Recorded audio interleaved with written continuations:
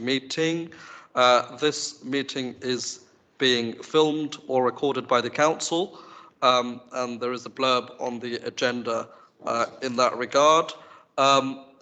In line with COVID safety measures, we have some of the committee members who are here present in person in the George Meehan House, and the officers have joined, and some of the co-optees have joined online. So I am the chair of this committee, Khaled Mueed, Labour member for Knoll Park. Here in George Meehan House, we've also got Councillor. Hi, Councillor Pippa Connor. I chair the Adults and Health Scrutiny Committee. Thanks, I'm vice chair on this committee. Councillor Donna Carlin, chair of Environment and Community Safety. And I'm Matt White. I chair the Housing and Regeneration Scrutiny Panel. Thank you. And I also understand that Kanupriya, you've joined online. If so, could you just introduce yourself?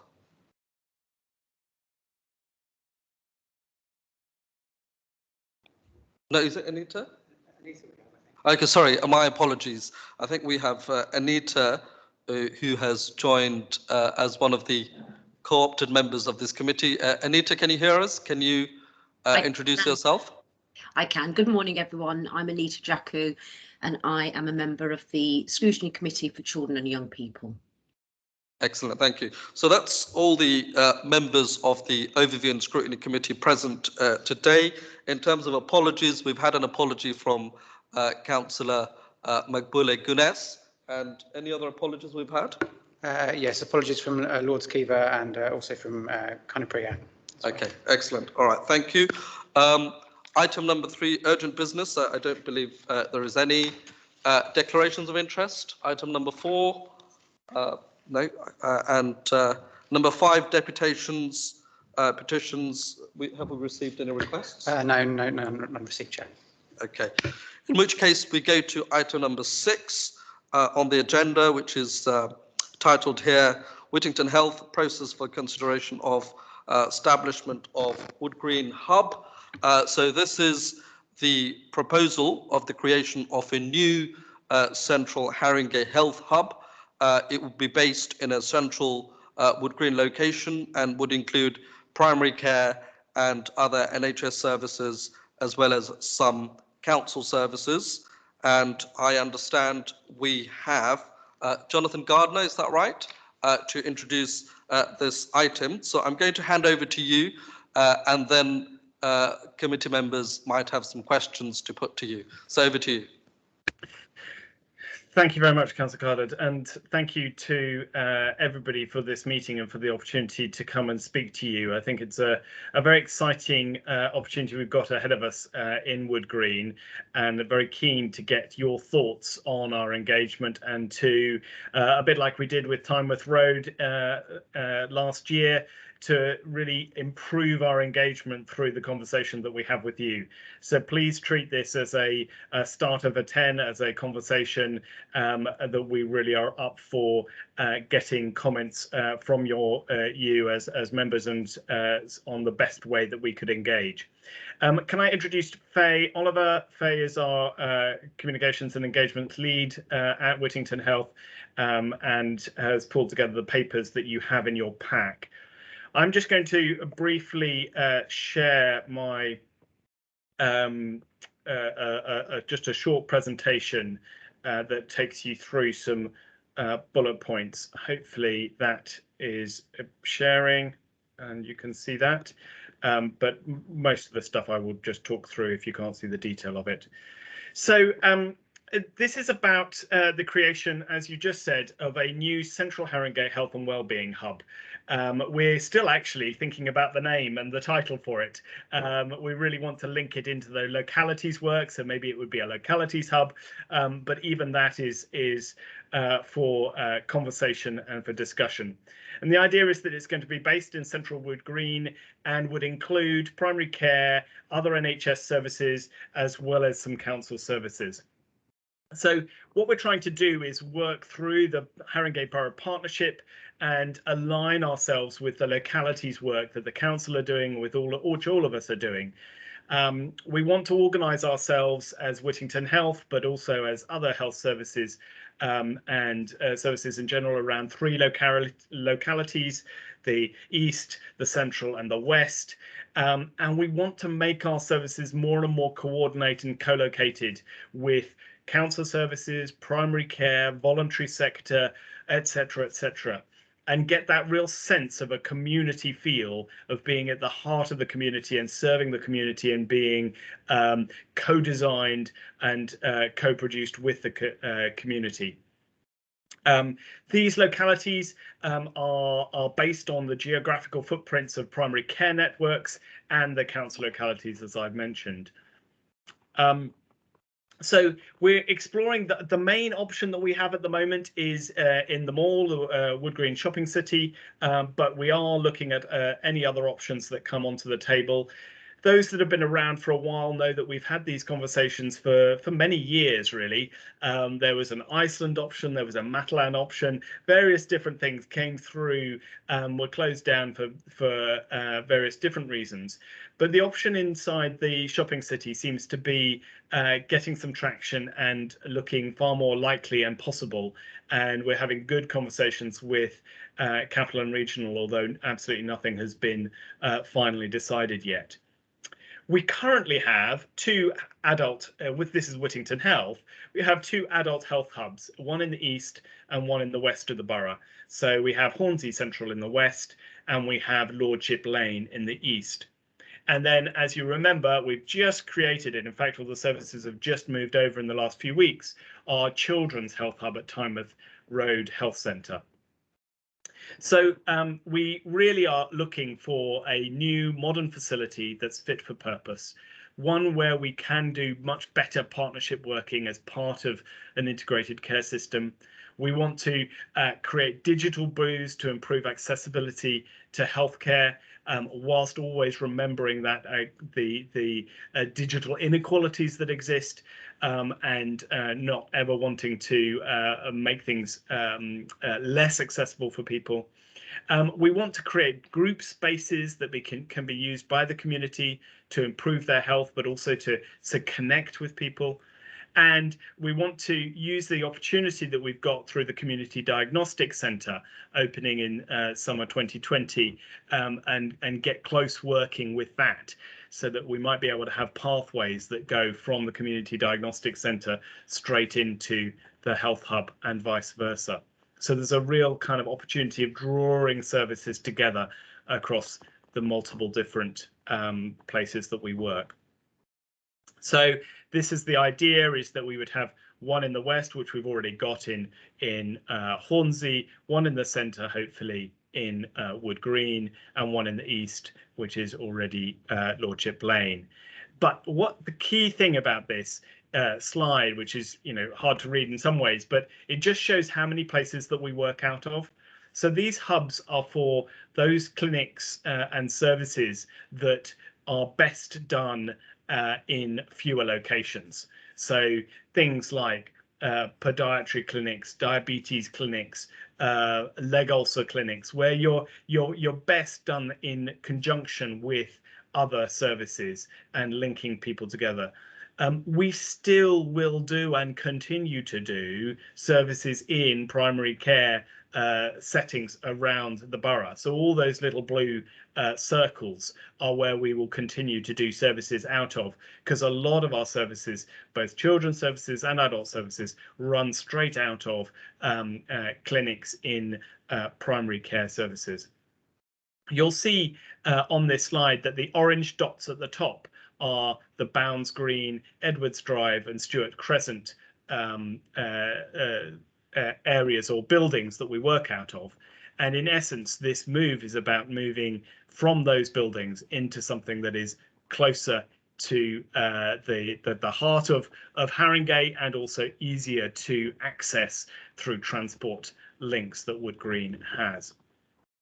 So, as I say, we're planning to move our adult services from these locations, the Bounds Green, Stuart Crescent and St Anne's. And so to remind you, St Anne's is down in the south of central Haringey there. We're creating a modern, accessible facility designed with a holistic approach. That's like taking everything into account, the whole person. And we really want to get the feedback from patients, service users and stakeholders in that design. We are also doing an exciting thing by combining our services with the Hornsey Wood Green GP practice. So we're going to be co-locating with them, and Owen Sloman from the the CCG will be joining us shortly. He's unfortunately going to be a few minutes late for this meeting. But we also want to work in partnership and are working in partnership with other NHS providers, including North Middlesex and Barnet, Enfield and Haringey Mental Health Trust. So we want to work with them and work with residents to see what services would be best provided as well in this site. So their BEH team are looking at whether they can provide clinics and mental health services in this building, and North Middlesex are coming up with some really good ideas around can we have some of their patient advice and liaison service in this building, or can we have some of their pre-operative assessments in the building. We also are working in partnership with Haringey Council, and Charlotte and Pippa, who you'll know, were on a call with us earlier this morning about the services that we might be able to link in from a Haringey Council point of view. Again, the idea of this is a hub that is a community hub that people come into for all the different services, including the council services and the voluntary and community services that also exist. And I think the key thing about that is that idea of locality, which is so ingrained in the Haringey Council and Haringey working, that we want to replicate here in buildings as well, and really push for. So just to be really clear where different buildings are, so we've got St Anne's Hospital down there in the south. We've got Stewart Crescent, number 2, there just to the north of the mall, and we've got Bounds Green and Edwards Drive just up on number 3. And so the idea is to move services into the central Wood Green location in the mall. We've done some pre-engagement and we asked Haringey residents their opinions on attending healthcare appointments in Wood Green, and vast majority there, you can see 94% said that they would attend in central Wood Green. There was strong support for integrated health and wellbeing hubs across the borough. And there was strong support for the opportunity to make the most of our buildings through these multi-use services. There was a sense of a good fit with the locality agenda and the primary care alignment, and there was a real understanding of the benefits of one-stop clinics. So I should perhaps explain that. So the idea is that when you come in to have a podiatry clinic, you can also have your leg ulcer clinic at the same time and your diabetes clinic at the same time, because they're all in the same building. So I'm going to hand over to Faye, who's just going to talk a little bit about the consultation timeline. And you'll see in your pack a much more detailed consultation paper that is good background reading for you. Faye. Thank you, Jonathan. So we're looking to run a full 12-week consultation. It will obviously have to run through the pre-election period, but we will be doing our sort of larger engagement events before that, so that we can get as many people there as possible, and then running smaller focus groups during the pre-election period. If we are hoping that we can launch on this week on Wednesday. So we've prepared everything, we've got our packs ready, but we're just looking to get some feedback from you today that we can make some final changes before we get everything to print and get it up online. The consultation would run until Wednesday the 18th of May, so that's a full 12 weeks. And gives us a bit of an opportunity afterwards to do some thorough data analysis, and also for Healthwatch Haringey, who we have appointed as the independent evaluator, for them to thoroughly look at all of everything that is produced and the report before we'd eventually come back to you in June. So that's the timeline. Sorry, Jonathan, I don't mind if So this is our plan. We really want to listen. It's a great opportunity here to find out what people think of this idea and what would work for them to make sure that they'd be able to access the service, and not just the one service that they currently access, but also the other things that they might need in their lives, so council services, community support and things like that. So we're going to be writing to our patients and service users. We're going back 3 years because the last 2 with COVID, we don't have a normal, nothing's been normal, but we want to capture that first year before that. So we'll get a full breadth of people's experience of using the services. We'll be obviously bringing our staff on board with this. We've started the talking with them about this. We need to hear from them because they will be the ones who are providing the service, and we need to make sure that it works from a clinical perspective as well as for people who are accessing it.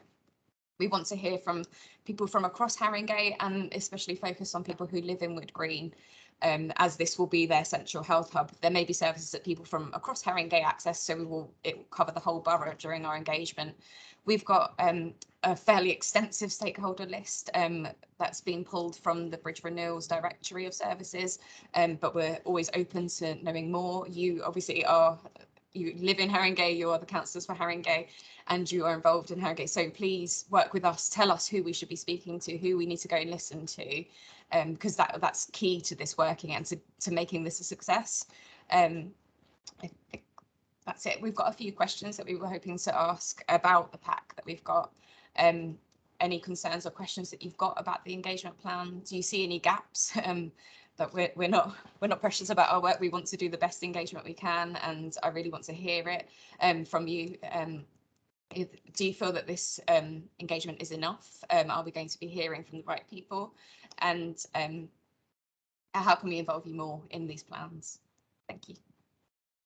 Just before we go on to the questions, if I may, just to recap, I guess, to remind people of a little bit of the why. So, you know, Bounds Green, St Anne's are not easy to access for everybody. They are also not in the best of buildings, and so what we really want to do is improve the services for our patients. But also, as we've been saying, it's that idea of, by doing so and by linking up with council services, voluntary sector services, and with the primary care, we can provide an even better joined up service in a better environment. So it's kind of everything pulling together gives a really good reason why we would do this. And as we've said, we think that the pre-engagement suggests that the public are positive toward that. So yeah, as Faye said, I'll leave the questions up for maybe a couple of minutes, but it's probably good for everybody to see each other's faces. And really what we're after is to understand from you thoughts and comments on this consultation. What should we add? What should we do more of?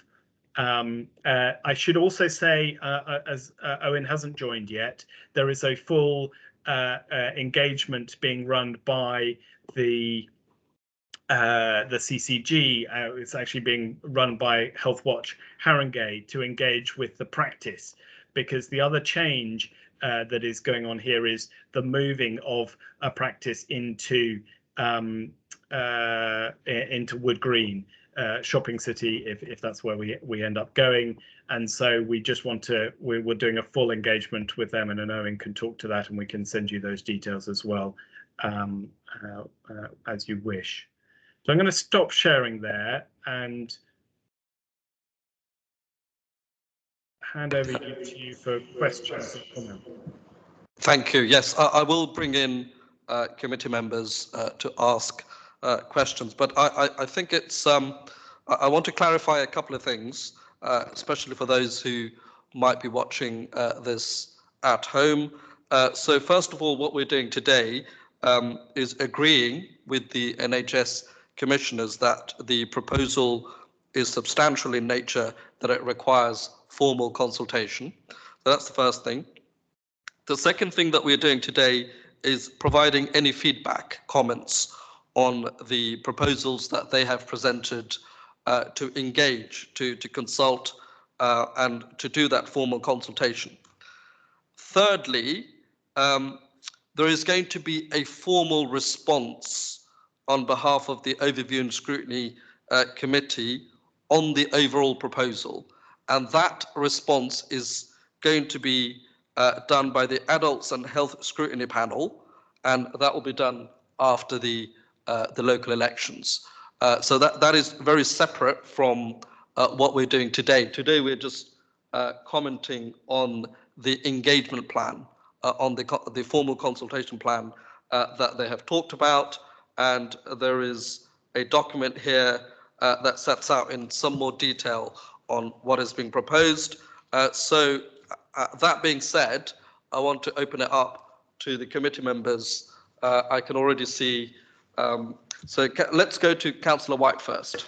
Thank you, Chair. So I understand from what you're saying then that this isn't our opportunity as OSC members to make comments on the proposal itself or ask questions. Just because if this is being delegated to the Adults and Health Scrutiny Panel, then not being a member of that panel means that I don't get an opportunity to ask the questions that have popped up in my mind right now about the proposal. Well, I'm sure you'd be able to attend that meeting, as in it is open for other councillors to attend the Adults and Health Scrutiny. I'll hand over to Councillor Connor, who's the chair of that panel as it is. But obviously there could be a different chair after the local elections. Exactly. We don't know. But Councillor Connor is the current chair, so I'll let you clarify. So I would suggest that if you've got a burning sort of thought or suggestion at this point that you've picked up, I think it's probably quite helpful for our colleagues to hear that, because I think that's the whole process, isn't it, that we are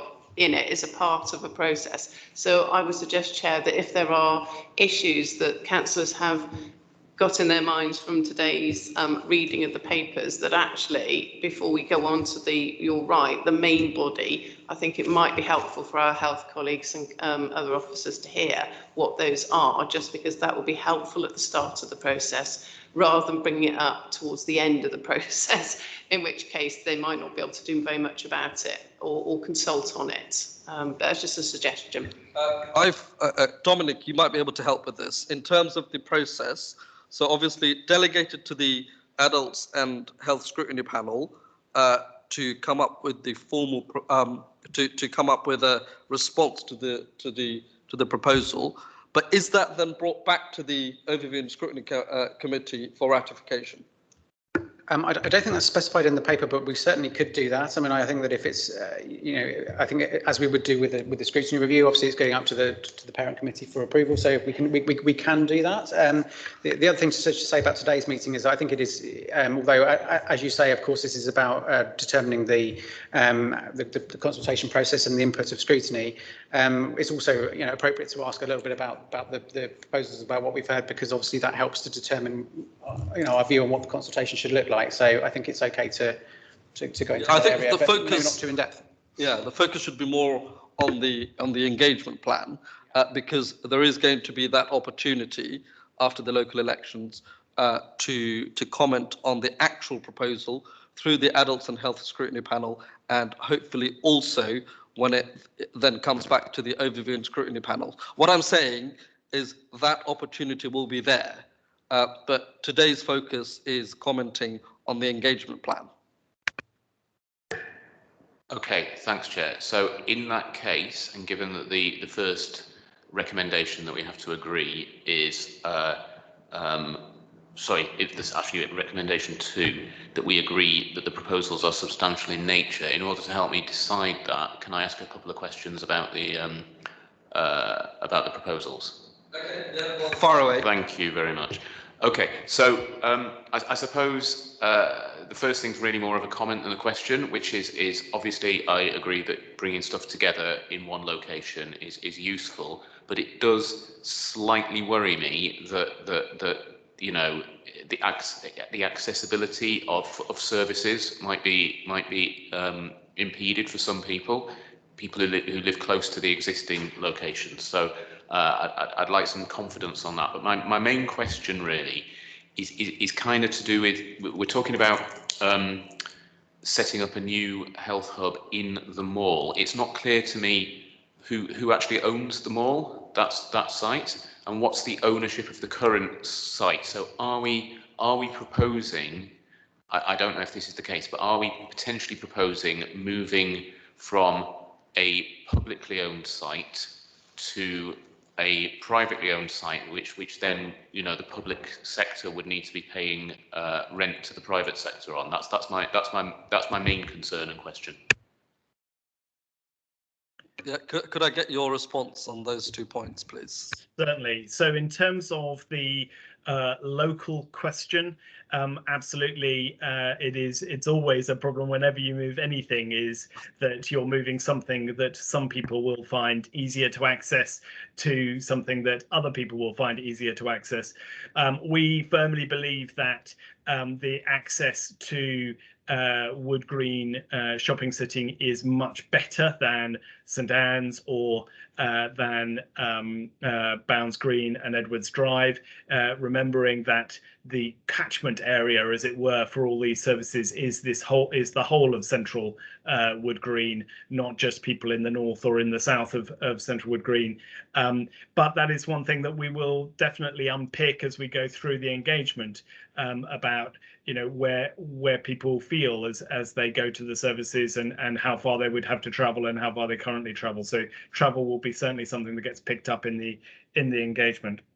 In terms of public site to private site, yes, the landlord is Capital and Regional of the shopping city, and currently the landlords of the buildings that we're in at the moment is Whittington Health. So Bounds Green, Edwards Drive and Stuart Crescent, we are the landlords, and St Anne's, Barnet Enfield and Haringey are the landlords, the owners of those sites. And the idea is to afford the refurbishment that would be required and the refitting. We will need to sell the land that is on that is Bounds Green and Edwards Drive to somebody else. It's quite possible that maybe the council would be interested in that for development. So we're not sort of saying we're selling it to anybody in particular. But yes, from a Whittington Health point of view, it would be moving those buildings. Permit me a very brief follow-up on that. Thank you very much, Chair. Thank you very much for those answers. That's made things a bit clearer. I noticed in the presentation that we just had, there was a very useful map of all the different current health, primary care facilities, etc., in the borough, and I can't find that in the papers. So could that possibly be shared with members? Yes. Or maybe I could be pointed at where it is in the papers if I missed it. No, I don't think it is in the papers. We can certainly pass that on. What we do have, Councillor White, in the supplementary document, you'll find on pages 13, 14 and 15, the locations of the existing services and their distance to the Wood Green shopping mall. And you will see that I think the furthest that anyone would have to travel from one of these existing sites is from St Anne's Hospital, which is 1.5 miles. It's just something related to what you've said. Thanks for that, and I have noted those maps. I was look. I've got them up on my screen at the moment, in fact. But it was that kind of overarching map of the whole borough, which just showed, you know, and it's not very easy to see from here across the room exactly what the detail is, the key on the map. So it'd be really good if that could be shared. Thank you. Councillor Carlin. I've got a few questions. First of all, if we're going to sell the site in Bounds Green, are we losing the primary care services in Bounds Green? Because that implies that will happen, I presume. Second of all, in terms of the consultation, how are you proposing to consult with people who have English second language? How are you proposing to consult with people who have mental health problems? How are you proposing to consult with people who are literate? And those are our very vulnerable users who are going to find it most difficult to get to Wood Green. So I'd like to know the plans of, are you going to do face-to-face consultations? Exactly how you're going to consult? Because the people you may have consulted so far may be the most able in any event. The third question that I have is on mental health services, and whether the mental health services that are being being provided as long-term care through the primary healthcare services, sometimes with varying levels of expertise, will be moved to the hub. And the third question, which ties these up, is regarding the proposal to move into Shopping City, which personally, although this isn't the scope of this meeting today, I think is a very bad idea. And for that reason, I'm raising this in the meeting today. The reason that I think it is a very bad idea has a few reasons. I can understand the landlords wanting to get us in at this point in time, because post-COVID they have space. But that may not be the position in the future. The second reason is because for people, I have a family member who has severe mental health problems, and I know that he would not be able to access anything in Shopping City because it's too busy and it's too hectic for him to actually go into a building like Shopping City at all. He can manage barely to go out during the day to fairly quiet locations and to go to his current medical centre in Wood Green. So I think this would be a severe problem for a number of people to actually access services inside Shopping City. The other concern that I have is that historically there have been proposals to redevelop Shopping City, possibly even to knock it down and rebuild it. And if you're going to be spending a considerable amount of money refurbishing and moving all your services into Shopping City, you probably want to know that it's going to be around for at least the next 50 to 100 years, and not be looking short term in terms of a location. And for that reason, I really think that I feel very strongly that you should reconsider Shopping City, which may seem like an easy option at the moment, but certainly may not be an easy option in 20 years' time, for example.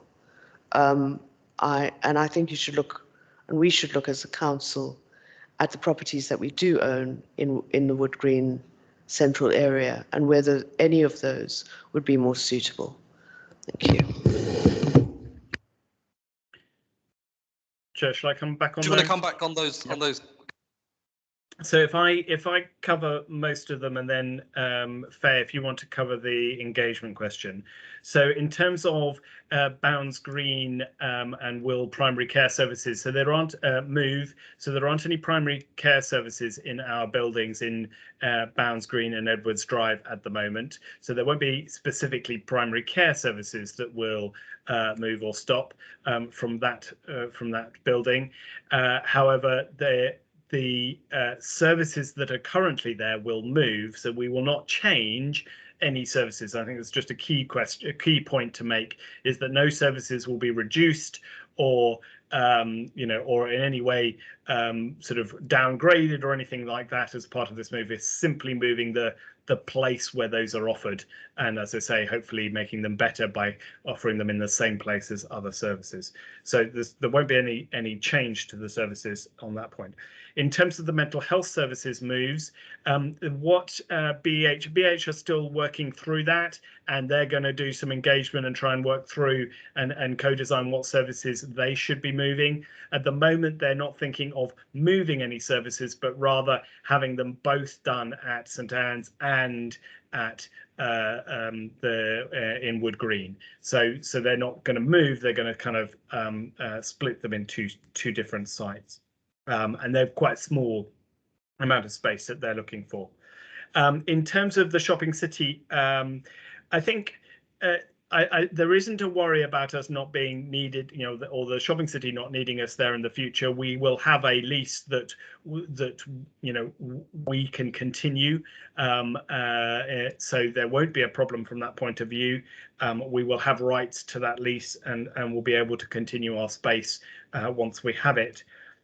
In terms of mental health services and it being too hectic and noisy and loud, that's a really good point and really worthwhile us hearing that, and I'm sure that will come out in the consultation, and it will be crucial in our design. So we will be thinking about one of the things we are absolutely insisting on is external access are part of the shopping city. So hopefully that might be an answer, but we will definitely be looking into those sort of comments as part of our engagement to try and make sure that we design this appropriately for the patients that will be accessing the services, so that those that need to do not have to come through a busy shopping city to access those services.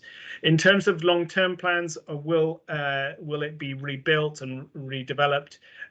My understanding is that there isn't anything on the cards right now.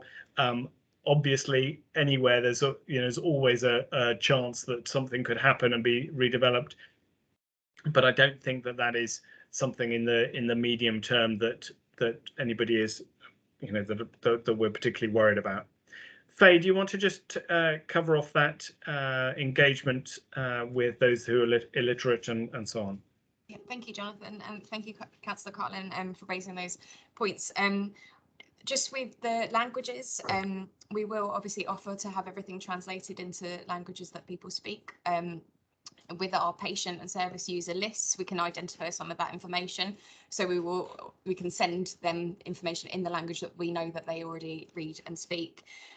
We will always go to where people are going already. So we'll be going to already established community network groups.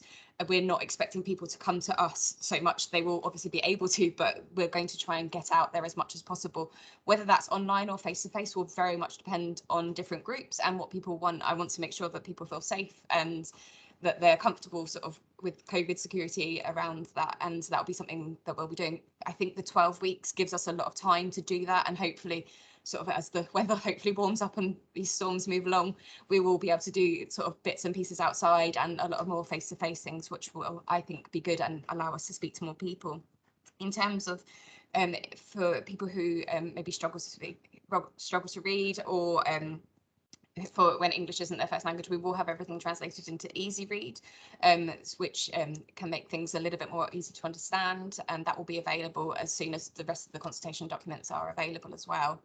I think, and sorry, you also said about people with any sort of mental health problems. We have done some work with carers networks before as well, and I'd certainly be looking to sort of go into them again and hearing about their responses. So it's very much about going to where people are. It will be what we're trying to do during this engagement. Okay, the next question we have, I'm going to go to Anita Jacku, then I'll come to you, Councillor Conay, if that's okay. Anita, I understand you have a question.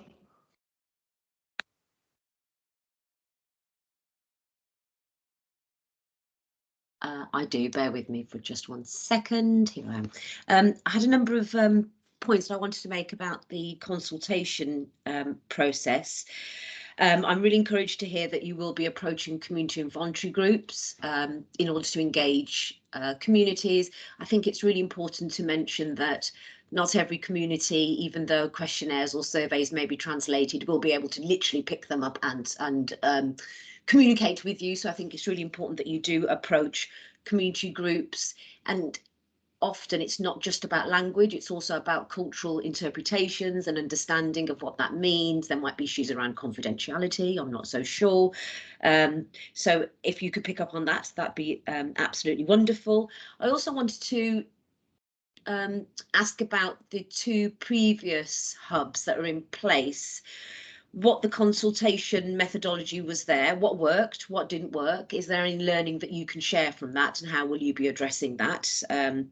I think I'd be really interested in hearing about that as well. I'd also like to hear any thoughts you have in terms of how many people that you'd like to engage. So I know one of your documents has got lists of numbers of people who access those services, and I'm just wondering, in your own mind, whether it's for Faye or Jonathan, whether you would like a, I don't know, 25% engagement response rate.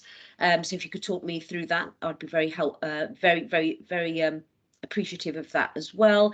And have you, I mean, I don't know what you're asking people, so I think a copy of that would be useful as well. I can imagine in my own mind what that might be, but it might be really useful to see exactly what you are going to be asking people.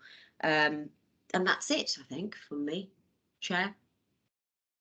Thank you. Yeah, if I could invite a response to those questions, please. Certainly, in terms of the community groups, absolutely, and that's one of the key things we want to do is get out into community groups and talk to them. In terms of learning from other hubs, so actually the Hornsey and the Lordship Lane were created many years ago, and I don't know whether there was an engagement or consultation at that time, because they were they were buildings that were built, you know, and for the services going into them, and so I don't quite know when and how they moved. The consultation we have done recently, though, was Tynemouth Road, where we moved the children's services to the east of the borough down to Tynemouth Road. And we learnt a lot in that process, and I think Councillor O'Connor will probably be able to help there as well, because we're very much engaged in the way that we did that work. One of the key things there was linking, because it was children's services, linking into the parent carer forums and the SEND group that was quite vocal, and making sure that we were listening and really listening, I think was the feedback that we got from them, is that they kind of went, you actually heard what we said and we've done something different about it. And so we would want to do the same here, is really listen to what people say and do something about it. So in those examples, you know, we're designing the green space in a different way. We've put in special toilets that they were keen to get, and lots of other things that we changed as a result of that consultation. So hopefully we will learn from that. Faye led on that, so we're in safe hands going forward. Faye, do you want to cover off kind of how many people we're want to talk to, and what are we asking them? Yes, certainly. Thank you, Jonathan. So I just pulled up a minute ago the response rate to our survey from last year for the Tynemouth Road consultation, and because it did involve moving some adult services as well. So the highest response rate we had for different services was from podiatry at 28%, whereas it sort of went a lot lower for nutrition and dietetics, down to 7%. Some of the services had quite a low number of service users, so only 20 people, or for bladder and bowel, and then podiatry had a lot more, with sort of 500 patients who use that service. I'd be aiming somewhere in between those again. It's different because it was lockdown last year. It was January to April, I think we ran it, and I don't think we came out of lockdown during that period. So everything was online, and we did acknowledge that the digital barrier that was sort of established through that. This year, I'd hope to get more stakeholder feedback, because I know that community groups are seeing people face to face. I'll be able to go out there, I'll be able to listen and get involved a bit more. So that's where I hope to sort of hear a bit more. And I think that that's key to this service as well, because it's not just our services that are moving in, it is that partnership working. So that's kind of where I think we might be able to get a few more responses. What we're actually asking, I can send you the 2 surveys, because we have one survey that's specific for our patients and service users, but it is different for each service, so that we can split that up and pull out those sort of tangible points that someone who is using a bladder and bowel service might feel, but someone who's using the heart failure clinic might not feel about. And then we have a generic stakeholder survey that isn't for people who've used our services in the past, but just people who are interested in health and care, and sort of ask them, you know, how they feel about the moves, what other services they feel that would be beneficial if they were in the same place. And it's because we're at that very early stage where no decisions have been made that we can ask those questions and genuinely listen. Thank you. Councillor Connor. Thank you. I'm just going to mention right at the outset a quick declaration of interest. So I'm a member of the RCN, and my sister's GP in Tottenham. I always say that, but got this process. So thank you. My colleagues have raised some really good questions, actually, and taken quite a lot of the ones that I was going to bring, but I'd like to follow up on some of them that they've raised. I think the first one is around the finances. We did Tynemouth Road, as you rightly said, Jonathan, and I think it was really interesting because, of course, that was a council building. So I think the concern here, and I think my colleagues have raised that, is around moving from NHS-owned buildings into a building that isn't within maybe our gift or remit. So you're right, you're telling us you've got that leasehold and that you've got that confidence, that long-term leasehold. But I think for us as councillors, it'd be really helpful if we had a little bit better understanding to give us a bit more confidence around what actually that would mean, whether that would be a 20-year leasehold, is that a 100-year leasehold, and the sort of the costs associated with that. Because I think one of the service charges. So one of the benefits for Tynemouth Road is that when other services were discontinued, there was an amount of money that the WIC could put into Tynemouth Road to really improve those services, as you've just pointed out on the call today. So it's how much money would be coming from the sale of those two estates that you've just been discussing into this new building, and the risk if, for whatever reason, that private, and I can't remember the name of the person that, or the group that owns the area that you're going to be looking at in sort of Wood Green, but if in 20 years they say, right, okay, we want to now redevelop the whole, and actually, sorry guys, you're out, and I think that to us is a risk that we as councillors are really interested in. So further information to us would be really helpful on that. I understand that may not be able to happen today, but if we could go back on that. The second one is specific around consultation. I think the last time that we did Tynemouth Road as well, podiatry came up as an area of significance. This may not seem like a huge area, but we do know that for a lot of people, to get to a service that provides podiatry is hugely important, but often people with foot problems find it incredibly difficult to travel. So I would like to understand from you what the outreach clinics for podiatry are in the areas that you're removing those services from, so that if that person hasn't got a leg ulcer or doesn't need that diabetic clinic, which I understand is a huge selling point for going to the hub, but they just need podiatry service, what's their ability to access just that every sort of like 6 weeks podiatry service they might have. Mental health on the consultation, I think, is really important, also brought up by my colleague. I think for me, the bits, and this is where the council bit comes in, it says on page 29, it says, think about wider support to mental health. So access to green spaces and other social determinants, and you said housing and employment. Now we know as councillors that housing and mental health issues often are of huge concern out in the real world here. And actually, so I'd like to understand what is meant when you say you want to think about that, because I think anything that, if Barnet, Enfield and Haringey Mental Health Trust are looking for a small area within this new hub, what are we as the council looking to put in that to complement that sort of that offer that's going in? Because housing, I think, is huge, and I think for our officers to be able to have that support and advice and ability to discuss with the mental health colleagues directly would be of benefit. So how would that work? The other bit that I just wanted to raise with you is, and it's really about the whole engagement process. Now, we've had some excellent feedback, I'm sure Charlotte will be delighted to hear, about one of the co-production processes that's going on in Osborne Grove at the moment. So in the Adult and Health panel, we're looking at co-production, co-design, stakeholder involvement. And it struck me, listening to the evidence sessions that we've just been taking, that a sort of a combined NHS council sort of project. Now, obviously, this is mainly NHS, but with some council joint working going alongside here.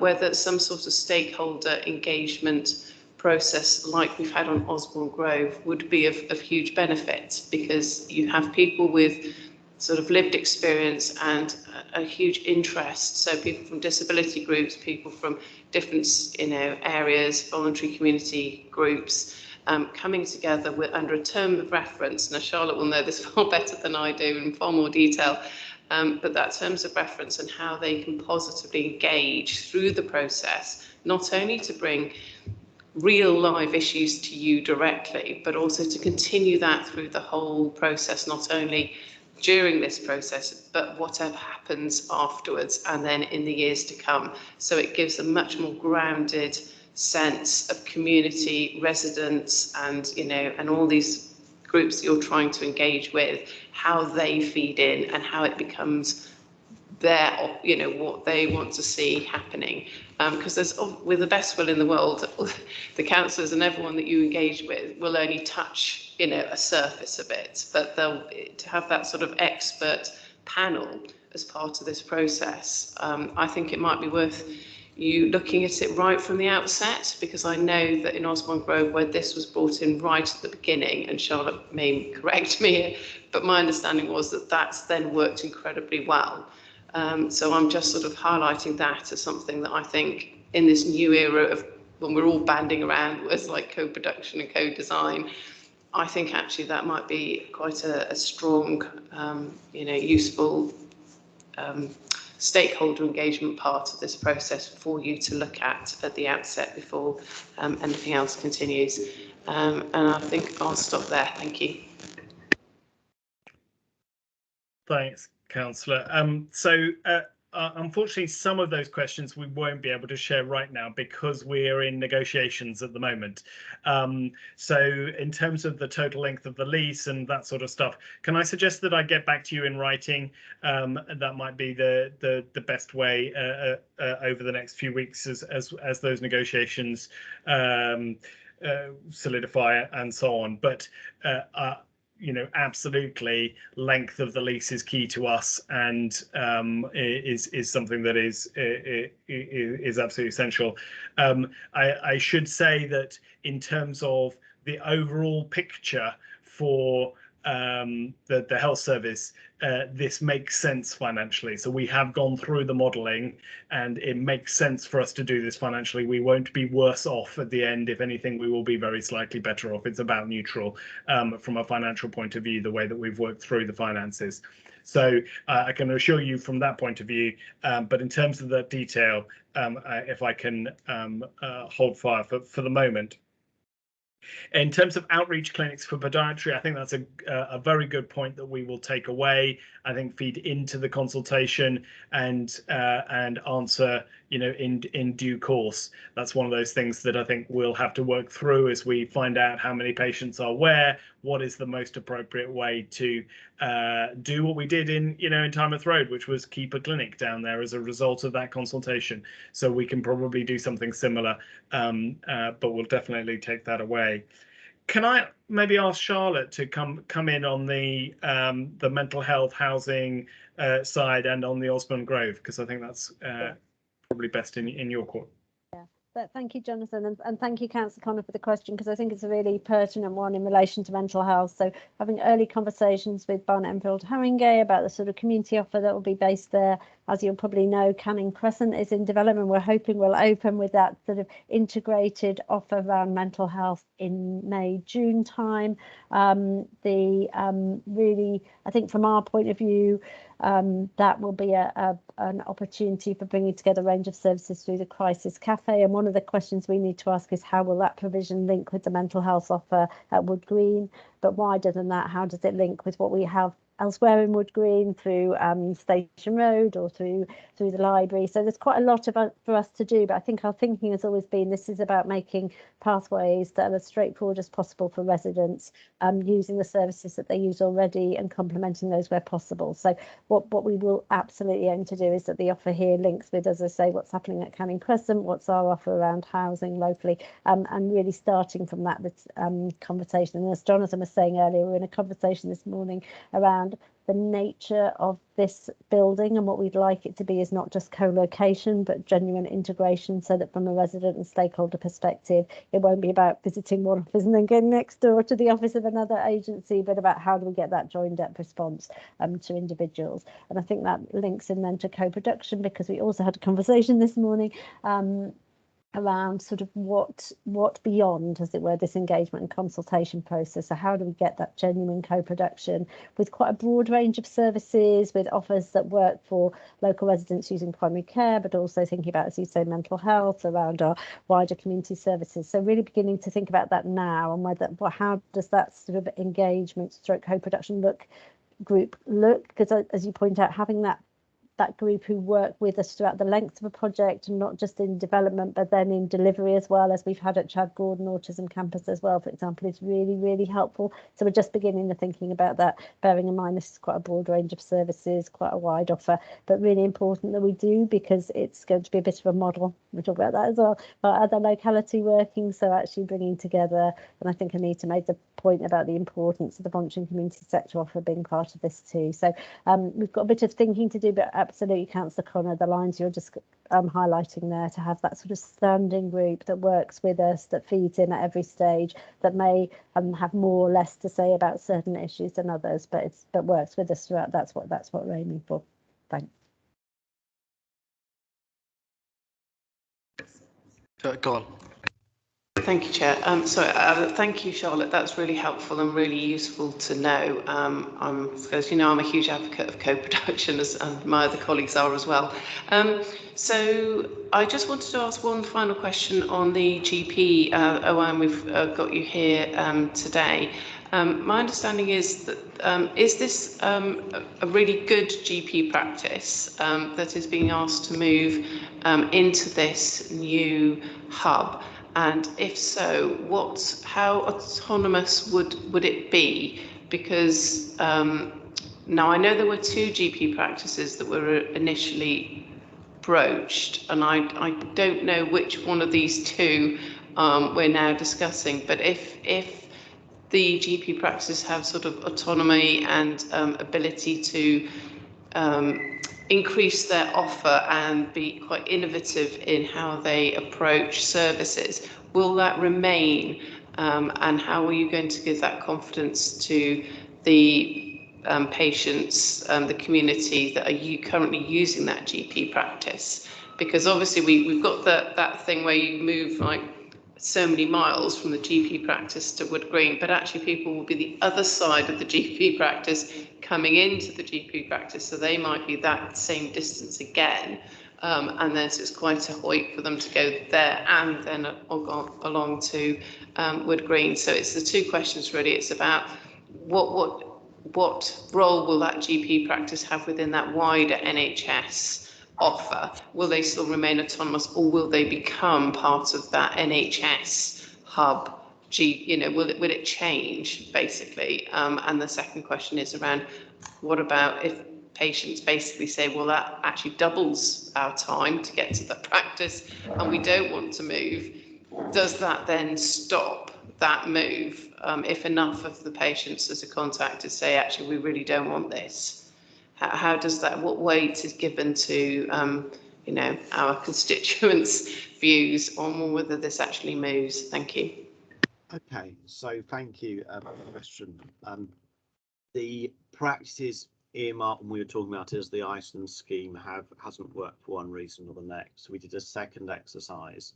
The practice that's come forward is Hornsey and Wood Green, which is on the junction of Whiteman Road and Turnpike Lane. Which is about half a mile or 3/4 mile from the shopping city. The practice, it has 2 GP partners, and they took it over in 2000. The 2 GP practices, he took it over on the 1st of June 2020 from an elderly GP. Since then, its list size has grown by 49%, so by several thousand, and it's now at the point where it's really not. It's outgrown the practice, the building it's in. So it has 3 clinical rooms, list size about 7,000. That's not really advisable, and we're all looking very nervously at the new housing blocks going up on Maze Road. The lead GP, 2 GPs are both local boys. They both grew up in Haringey. Dr. Mohammed Akunji is also the lead GP at West Green practice, which is the only practice in North Central London to have an outstanding overall rating with the Care Quality Commission. The only one has won a series of National Innovation Awards. We've got that practice moving into the new building on Green Lanes in the old Hawes and Curtis site. Mohammed then splits his time between that and the Hornsey and Wood Green practice. I'm enormously impressed by Dr. Asghedi and the work he's doing, and there'll be I've really got confidence that it's going to be very, very exciting. Long-term challenge for them is to build a practice with a sort of diverse and strong leadership team, because the West Green practice has grown up by two brilliant brothers, and we now need to expand that, and they're conscious of the need to expand that, and also to build a team with Dr. Asghedi. The two practices will be linked.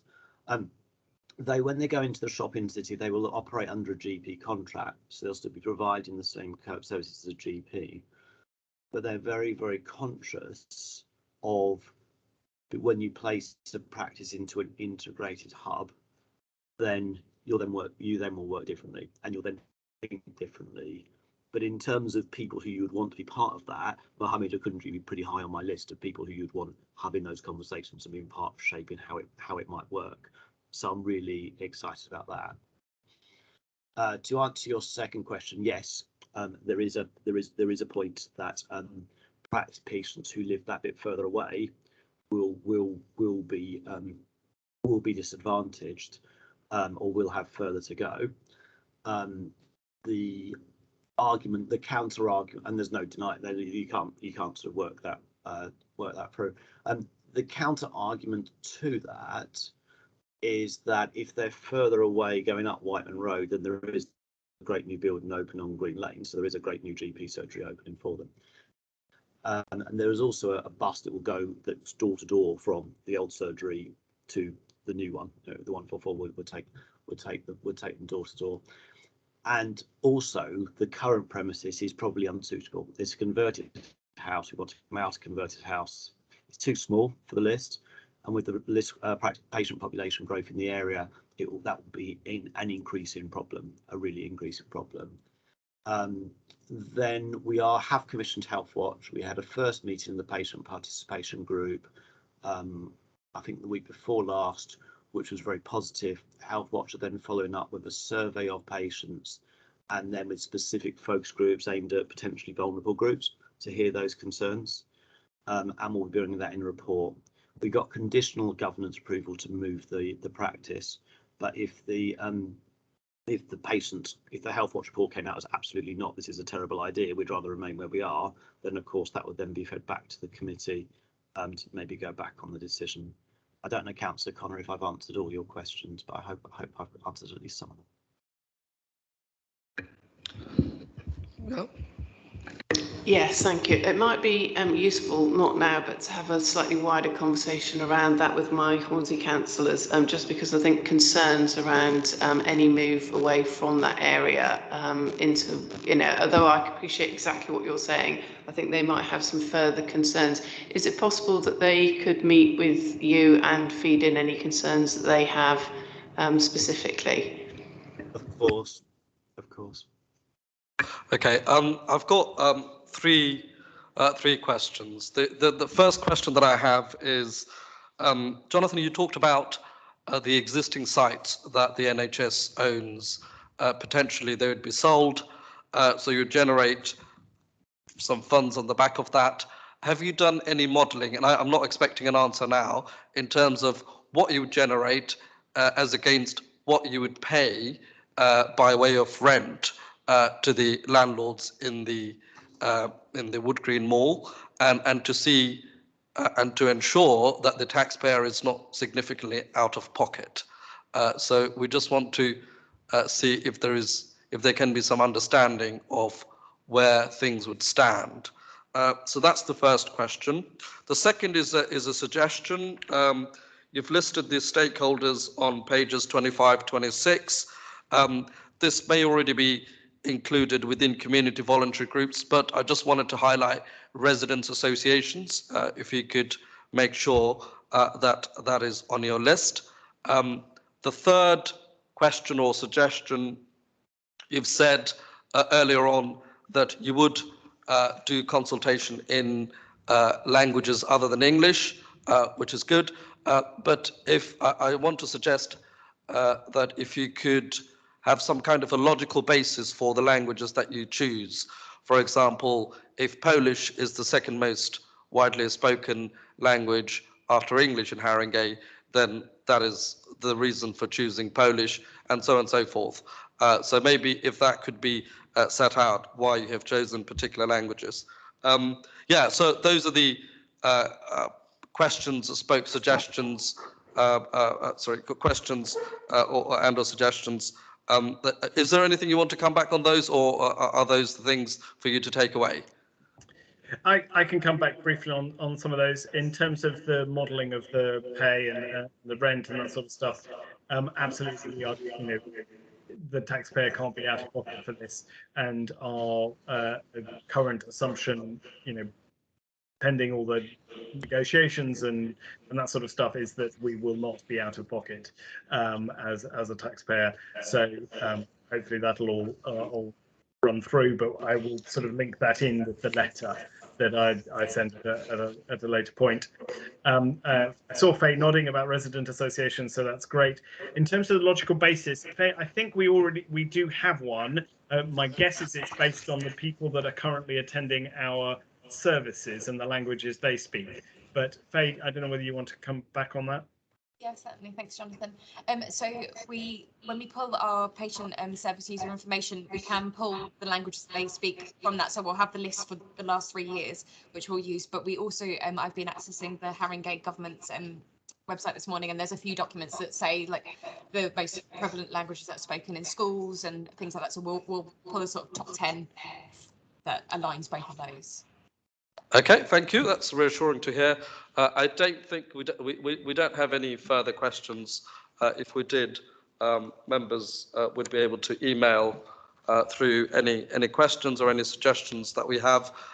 Dominic, I think that's the end of the business for today's meeting. So I just want to thank the officers, colleagues who've joined online, and until next time, take care. Thank you all very much. Thank you.